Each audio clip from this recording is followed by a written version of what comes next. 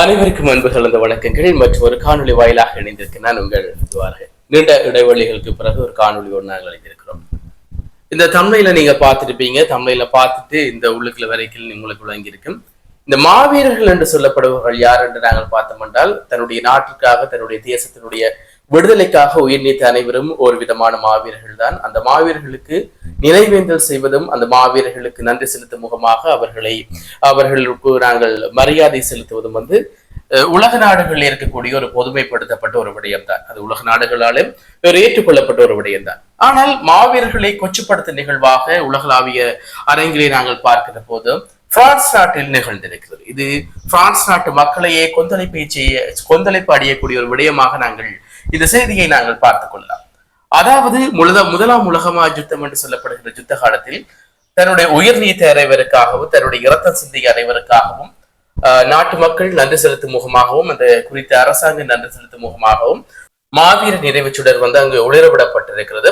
அது அன்று தொடக்கம் இன்று வரைக்கும் ஒளிர விடப்பட்ட ஒரு விடயமாக நாங்கள் பார்த்துக் கொள்ளலாம். எப்போதுமே அது ஒளிந்து கொண்டிருக்கக்கூடிய ஒரு சுடர் ஏற்றி இருக்கக்கூடிய ஒரு விடயமாகத்தான் அங்கே மாவீரர் சுடர் காணப்படுகிறது.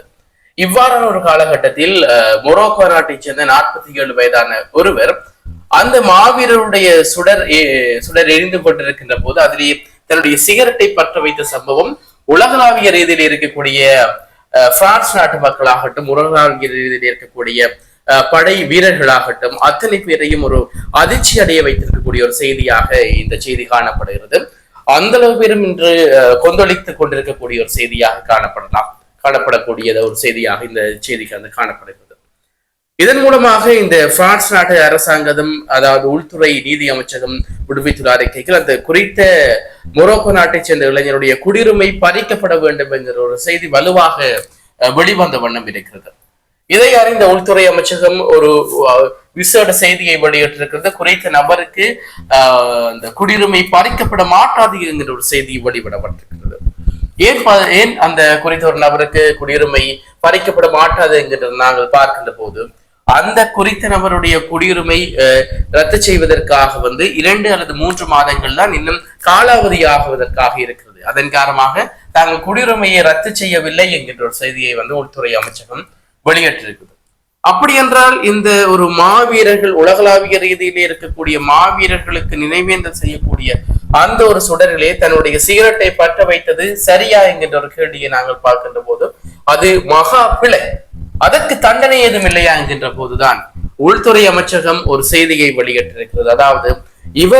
அதாவது மாவீரர்களை அவமதித்த குற்றத்திற்காகவும் பிரான்ஸ் நாட்டு மக்களை கிளர்ச்சி அடைய செய்த குற்றத்திற்காகவும் இவருக்கு 1 வருட சிறை தண்டனை விதிக்கப்படலாம், அத்தோடு 15,000 யூரோக்கள் அபராதமாக விதிக்கப்படலாம் என்கின்ற செய்தியையும் அவர்கள் கூறியிருக்கின்றார்கள்.